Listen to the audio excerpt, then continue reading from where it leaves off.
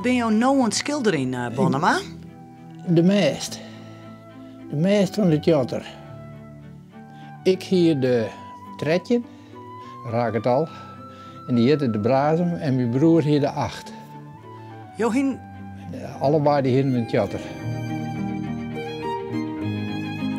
schilderde je al lang? Nee. 2 jaar nog.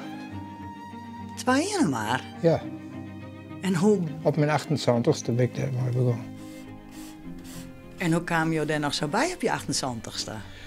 Nou, bij de Antro de Hoofdstraat in Grauw. En daar weer dus die galerie. En mijn dochter zei, nou papa, is dat wat voor jou? Ze zei, nou papa, we praten wel Fries, maar toch papa. En ja, ik zei dat ook wel. Nou, en daar ben ik dus op die cursus gegaan. En daar viel ik me helemaal thuis.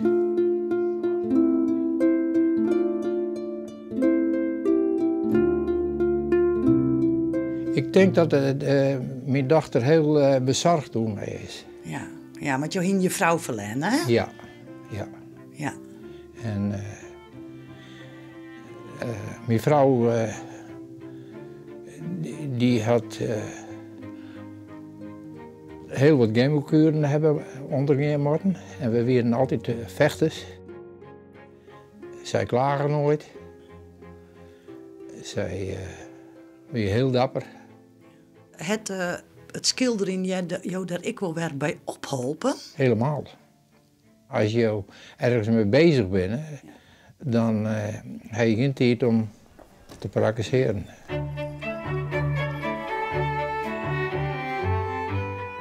Zo, hier heb ik de wien van die kant. Ja. En de scène van die kant, dat heeft ook mij geleerd. Ja. Dit is gewoon het meeste werk van Bonnema. En Jo had je eerste expositie zo. Ja, Ja. een hele eer.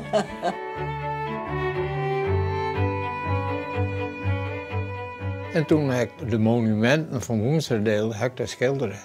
De kerken die onder monumenten zorgden. Het knalt eruit. Heb je al meer leerlingen die nog maar 2 jaar schilderen met zo'n productie, hè? Nou, dit is wel giga. Dit is, nee. Je kan eigenlijk haast net niet zien op. En wanneer kunnen de mensen jouw werkje nog bezien in het pand in Grauw? Nou, morgen nog. En sneur nog. En Elfnin is welkom. Zeer welkom.